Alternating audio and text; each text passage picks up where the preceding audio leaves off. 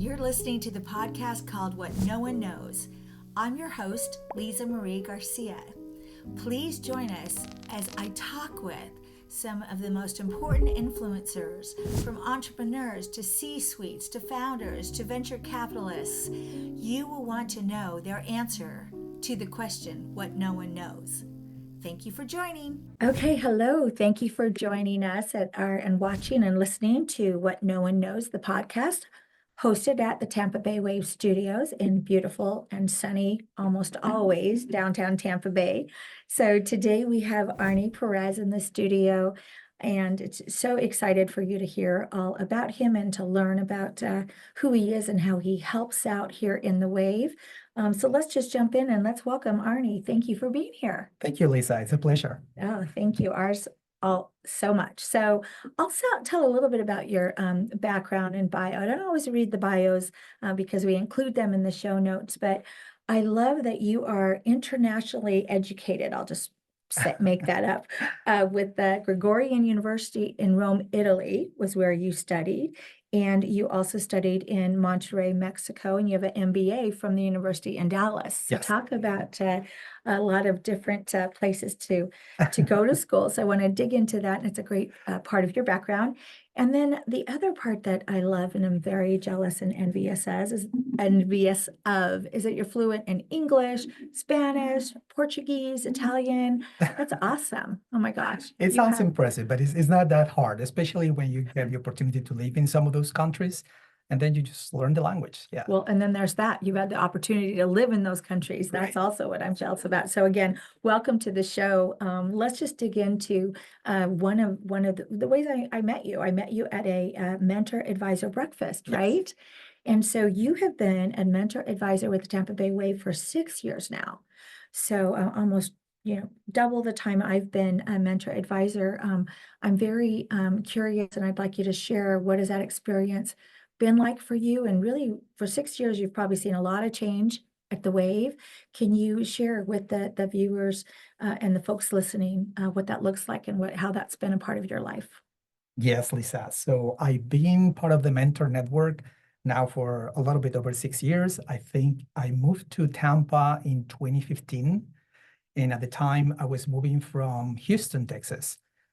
While I was living in Houston, I was part of a similar organization called the Houston Technology Center, which is also a technology incubator for tech companies looking for investors and capital and some advisory services to launch their businesses.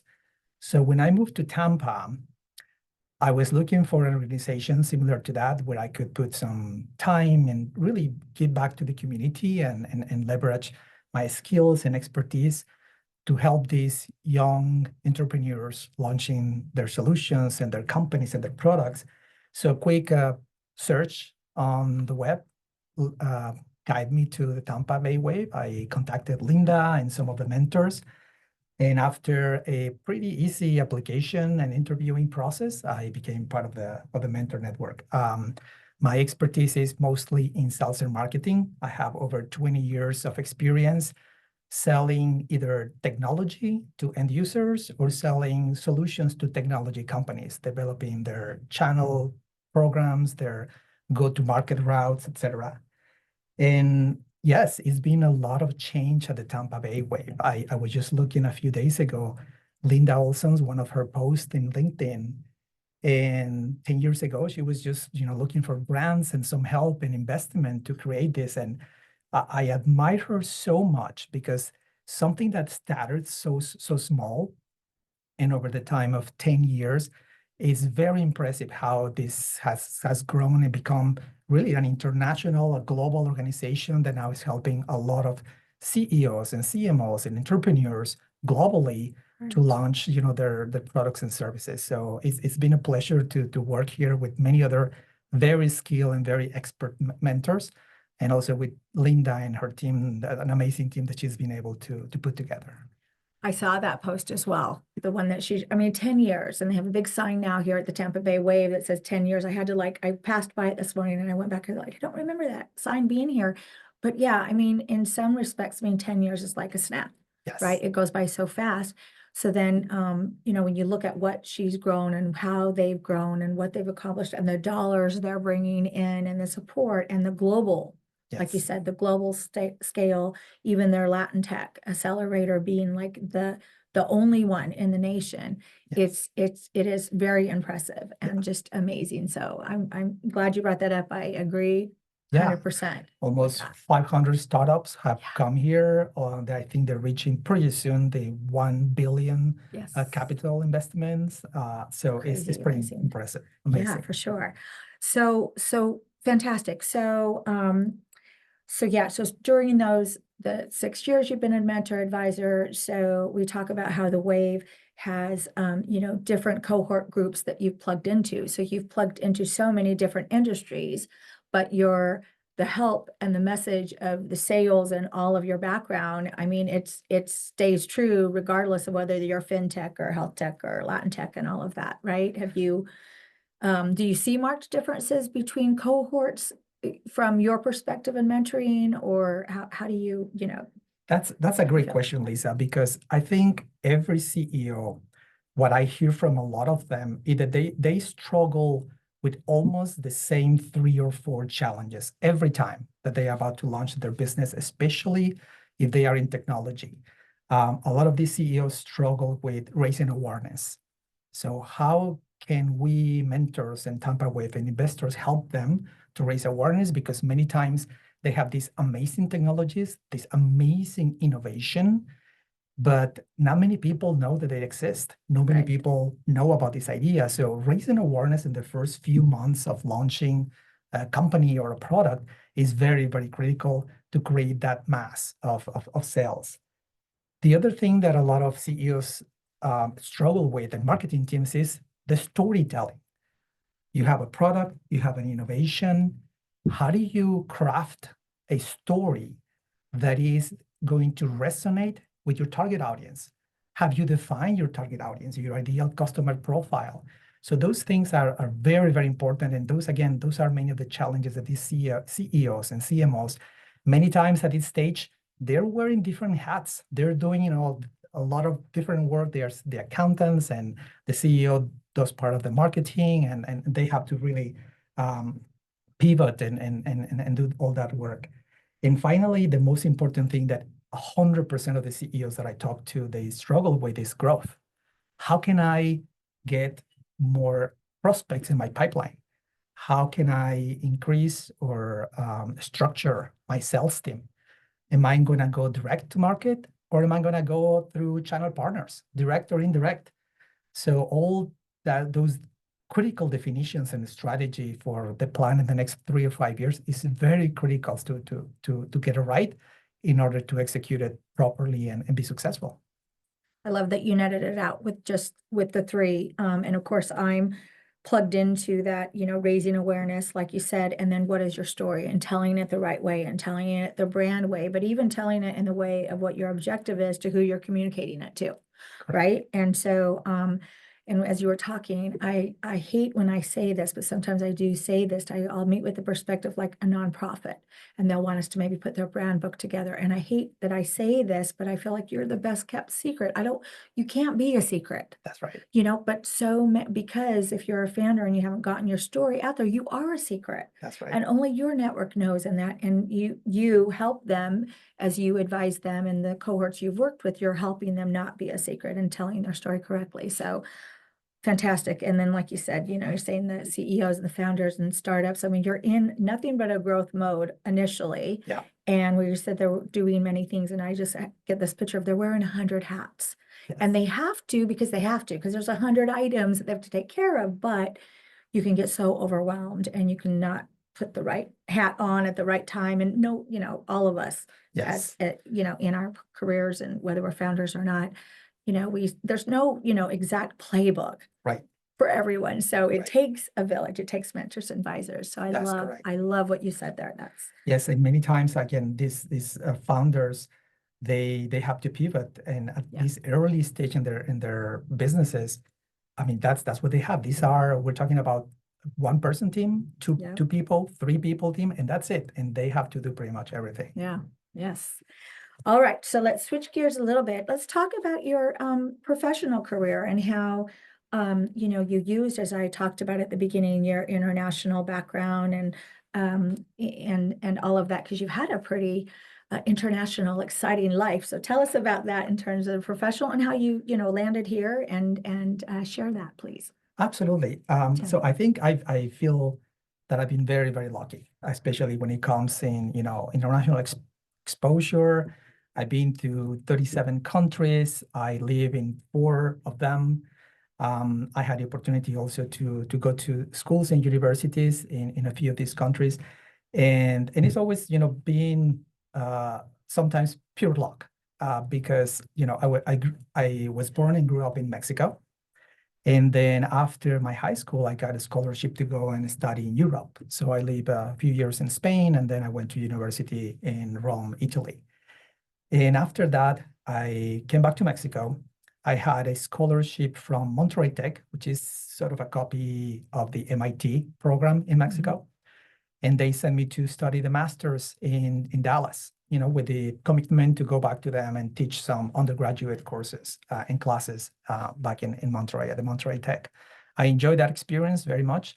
And after that, I started working for a software development company that wanted to open more offices. And they sent me to Dallas first and then Miami.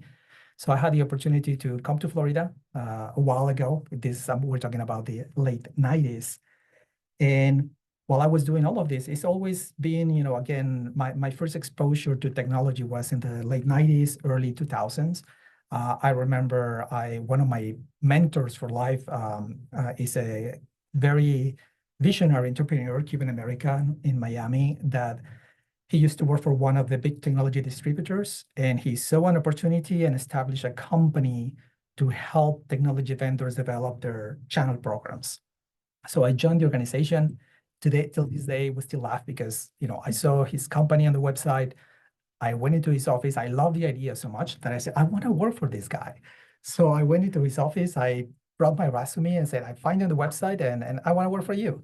So that started my education, my hands-on education on technology, on channel partners. At the end, it was the first time I heard about this technical term of channels and how technology companies go to this 2-tier distribution model where they use, partners and MSPs and resellers, etc. So I think it's been an amazing exposure working with big vendors, the Cisco's, Microsoft, the Intels of the world, Apple. When I started my own business, Apple was my first client. So I was really blessed to really land that opportunity. And it was a result of everything that I learned in this business with my previous mentors. So again, my passion of technology, my passion for sales has, I think, given me a great opportunity. I think my first job in sales, if you want to hear from the story, yes. I was 8 years old and I started selling newspapers on my local town. So that I learned a lot about what it takes to do a good sales job just since I was a kid. So. And, there are entrepreneurs that tell those stories, they were mowing lawns, they were fixing shoes, they were, delivering newspapers and that, there's no, there's no equivalent, so to speak, and you learn the mindset, you learn rejection. Yes. You learn also the value of your time and money. There's just a lot of things I could go on and on, but I won't, but thank you for sharing that. What I also loved is your story of, you looked at on the big wide web, which was new at that time, and you found the company and then you just went there and said, look, I want a job. So 360 degrees different than today, right? But you reminded me of my own story. One of the things I did when I impetuously left IBM, I looked in the yellow pages, if you remember what that was, no lie, and faxed 10 of my resumes to people in the yellow pages, and I got a job as a project manager, blah, blah, blah, in an IT company. But that's so like dinosaur old school right now. Almost embarrassed to put it on here because, then the startup cohorts that we work with, I mean, Right. they wouldn't, that would be like a whole foreign language. They wouldn't understand any of When that. the fax It's so machines different. were still a thing. Right, who has a fax? Although medical people have it. 'cause I don't know there's if you've heard the story, Sarah Blakely, Yeah. the founder of Right. Spanx. Mhm. She was selling fax machines when she Yeah, that's started her right. company. That's right. I admire her. That's She's right. one of my Yeah. big, admiration. Well, and models. there it is, kind of coming back to you, even with her story, what is that saying? Nothing happens until someone sells something. So true. Right. I mean, it's all sales. It's all sales. Right. Sometimes Sales people and hustle. sales and hustle, but it's hustling for the sale. I Right. mean, just the fundamental, and I mean, Mark Cuban says this too, it takes that background to make it successful, Right. C level. And I agree. Right. So there she is. She's a And good the example. secret sauce is always on understanding the client, Yeah. trying to really become an advisor. And you don't get to that point until you really ask intelligent questions about what are your needs, what are your goals, what are your challenges, and then try to map that back to the solution. To them, not what Right. you think it is. Exactly. I'm glad you brought that up because I was going to ask you a question, and you're kind of answering it a bit of, sometimes aren't the lessons that you know and learn only because you experienced it? I mean, given all your education, highly educated, what would you say could be also what you just said, that you have to experience? What kind of lesson would you say that you've learned only through experience in addition to that? I think, well, in 2008, as you remember, we went through one of the biggest economic crises, in a recession. So at the time, I lost the job that I had. And with it, I was living in Fort Myers. I lost 2 houses and I have no prospect to find another job because the economic conditions were just not there. So I took the leap of faith and everything that I learned from before, I decided to start my own company, my own organization, in which it was based on helping these technology companies develop the programs, their go-to-market, and really, get incremental sales from additional channels. So of course, the focus was Latin America. So I have to move to Mexico City, and I was traveling to pretty much all over Latin America, from Mexico to Brazil to Argentina. And it was hard at the beginning, but one of the things that I remember at the time when I made a decision whether I was gonna keep looking for a job, which the prospects were really poor, or I was just gonna take this leap of faith, is don't overthink it. I remember like a year or two after all the struggles and problems that we got into, just not finding clients or lacking money or setting up the team. If I had to think of all the risks that were involved before I started, I will never start it. And so sometimes you have to jump, take the leap of faith. We grew that organization to almost $1 million in sales in the first year. So it was pretty successful. And the second thing from experience is hustle, always hustle. We're going to always be facing different challenges and obstacles. But as long as you're a hustler and you try to open doors where even some others have closed and open windows where the door has closed, you're always going to find a way. Don't overthink it. So we were talking about, and I said, typically always, as we're going to talk about today on the show, we're going to find a theme. I love that theme. Don't overthink it, because you can, and you can get so bogged down. Right. I love the analogy. Of course, I didn't make this up of, C-suites are always juggling the glass balls. Right. And so there should only be a few of those, because, it's tragic. It's not good if you drop them, but it is that idea that if you don't think of it that way and you've got all these balls that you're trying to keep in there, you're overthinking to the max and you're getting nowhere. Right. You're spending more energy, right? More mental energy, even physical energy, being bogged down by overthinking, Right. than just being, okay, some of these things are going to take care of themselves. And, even that whole multitasking, there's no such thing, studies show, Yes. of multitasking. So if that's the case, then stop trying to do it and focus on one thing.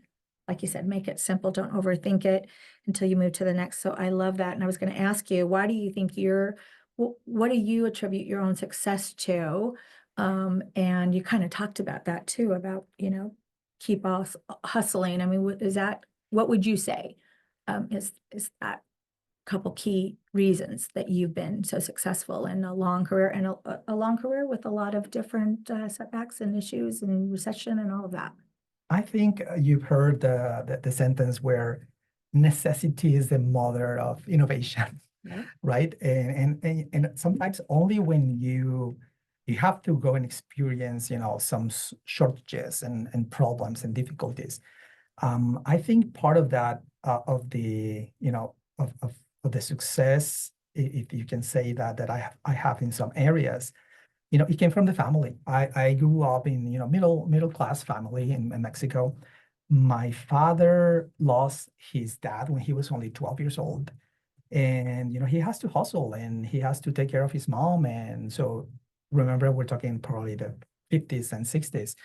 And at the time, he got a job in a bank, but just as a messenger. So he will take his bicycle and they will give him checks to take him to the main branch, and how he started his career. And 20, 30 years later, he was, a high-ranking executive at that bank.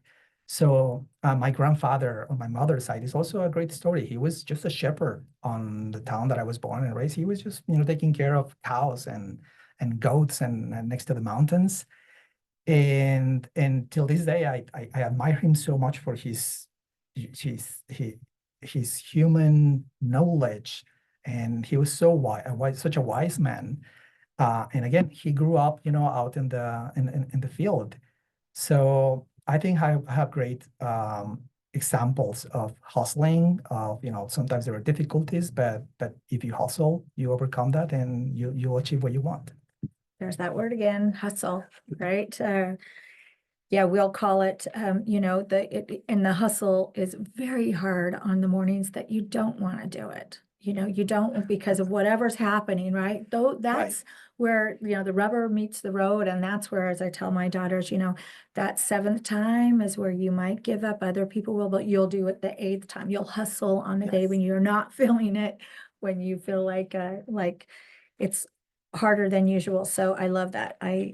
Hustle is And I'm definitely a glad you said superpower for you. in the mornings. Yep. One of my practices is I try, and sometimes, I forget, but 5-10 minutes in the morning to do some sort of, intention setting. How my day is gonna go, what I want this day to be. There is actually some apps. I use one. It is called Inner Timer, Insight Timer, and they just offer 5-minute meditation. You don't have to be religious or not. It's just about topics of, again, your day, your beliefs, how your abundance, a lot of things that I think is important in the morning when we set the intention for the day, that then the day becomes a little better, because every day will come with these difficulties. Thanks for bringing that up, 100%. And it is something that I do in my practice. And I know if I get coffee and and I forget that, my day doesn't always go as great. And like you said, whatever that is, I used to do an app years ago that was called First Five, but then I have my own system. But it's that idea, and we'll leave this topic in a minute, but it is that idea that if you don't manage what you're doing that day in the world's going to manage you. Yes. Right. That's So I just thank you for bringing that up, because it is very important, and it's easy to be distracted and just kind of dig off Very into easy. it. Very easy to be distracted. So, all right. Well, before we leave the wave, we were talking about how great it is, of course, and we were talking offline about how unique they are. So tell me, what were you saying, or that you think is very unique about the Tampa Bay Wave? Yeah, so once again, I feel absolutely lucky to have found this organization where I can, put some of my time as a volunteer and help, upcoming entrepreneurs to bring their business to fruition. I think like you were talking, in these 10 years, the Tampa Bay Wave has developed into this amazing global organization with so many resources. And I think what is unique is 2 or 3 things that I can mention. One is the leadership. I admire Linda Olson so much because, again, she is the poster child, the ultimate entrepreneur. And her story, I think she was interviewing the mayor. And when she asked the mayor, "So you have any questions for me?" And the mayor asked, "Look, Linda, can you tell us your story? How do you start the Tampa Bay Wave?" And Linda, the humble person that she is, she kind of like avoided, but we would love to hear that story, because it's such an example on how do you start, how do you have to hustle, how do you overcome difficulties to bring the Tampa Wave where the place that it is today. I think the second thing that is pretty amazing about this organization is the team that Linda has been able to assemble together, Richard, Demelza, Mariah, Dee, Amit, Jonathan. I mean, they're just great people with great experience that are always willing and able to help anybody that knocks on the doors right here. And the third, I would say the mentors. I am very honored to be with a team of, I think, 50 plus 60 mentors, which, some of the names are Tony de Benedetto. It's a local success stories that we have here in Tampa. I hope you can, get to interview Tony at some point. Debbie Lundborg, Robin Despodo, Lance. I mean, great mentors with great expertise, whether it's sales, marketing, operations, investments, how to raise capital. Everybody's willing and able to help us if you ask them. So that's the other thing. And probably the third thing that I would mention is the global network that Linda has been able to develop. The Latin cohort, bringing these companies from many other countries, the diversity cohorts that she's implementing. I mean, it's just an amazing story of success. Yes, agree. And on all those points, I've seen it too in my time, a couple of years now with the Wave. So thank you for sharing that. I knew this was going to go fast. I told you, like goes by like in a minute. So I've got the last question. So the last question we ask our guests is, what is something that you can share with us that no one knows? Maybe one human on this earth might know it, but what is something you can share that no one knows about you, Arnie Perez? Okay. I like to share a story. I think just a few people know, but probably the majority doesn't know. And it was 2 years ago when, I'm sure you remember, Lisa, when the war in Ukraine just broke up. It was, I think, March or April 2022. I already had a trip with my family in Europe, but for some reason that situation, which it was one of the greatest, humanitarian disasters, that in terms of the refugee crisis, and you see the image almost every day, and it's still going on. That's the problem. But anyway, I was in Europe at the time, vacationing with the family, and I just felt this call to somehow get involved and help. So at the time, my fiance returned to Tampa. I just, grabbed a plane and went to Ukraine and see how I was able to help.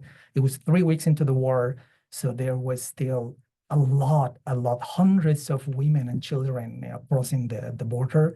So I was in the southeastern border of Poland and Ukraine, and just helping all these, women. And what I saw, it was just how people can unite together in times of crisis like that. So I remember clearly, this 22-year-old woman with her 1-year-old son, just, venturing into a new country, into a new situation, just escaping the war. And all this family that came, I remember seeing 2 kids, probably 8 or 9 years old there. All they had, they were their hockey sticks, because I guess, they were like big hockey fans, and people were not allowed to bring, luggages and stuff. It was whatever you could carry at that time. So helping these people with transport to get them to the next, getting them to Warsaw or to any other country in Europe, it was amazing to see that the Polish government, how they came to help. They were giving them debit cards with, $300, $500 to support themselves in the first few weeks when they enter Poland. And the other thing that I saw is hundreds of Ukrainian women getting back to help. It was a long line of probably 3 or 4 miles with cars and resources and food and medicines that these women were bringing back to the border to get into Ukraine to help their men and husbands and boyfriends that were in the lines. So seeing all of that and also being part of that, as I joined one of the humanitarian organizations to help, it helps me, it gives you perspective. It gives you a sense of value what we have. I think in the next 3 or 5 years, we're going to face, very interesting situations economically, politically, and we'll have to be prepared. So there is a message there that, all we need to be kind to each other. We need to value what we have. And hopefully, everything, I like to think that at the end, back to technology, we are going to find the ways, and technology is going to help us to find the ways to overcome these situations and this crisis. That is quite a what no one knows fact about you, my goodness. But like you said, what is it? You learn someone's, there's a saying about, you really learn who someone is once you're in the foxhole, right? Yes. So and you learn really what is important. I mean, even when you look at like in the US, the hurricanes or fires that have devastated people's homes. And I sometimes, you see them on the news and you think, they've lost everything. They've Yes. lost baby pictures and all that. Why do I care about something I might be caring about? Are you are you kidding? It's not important. And what with that experience is what's important is taking care of each other, Yes. caring about each other in whatever way you can. One of the notes of what you just said. So, oh my goodness, Absolutely. Arnie, I wish we had more time. I really appreciate your time today and being our guest. And thank you for the work that you do in this world and the work that you do with the Tampa Bay Wave. Thank you so much. Thank you, Lisa. It's been a pleasure. I hope to see you around. Thank you. Bye. Thank you. Thank you for listening to our show, What No One Knows. If you'd like more information regarding our guests, it's in the description below, as well as if you'd like to work with our publishing and promotion team, that you can also find in the links. Thank you.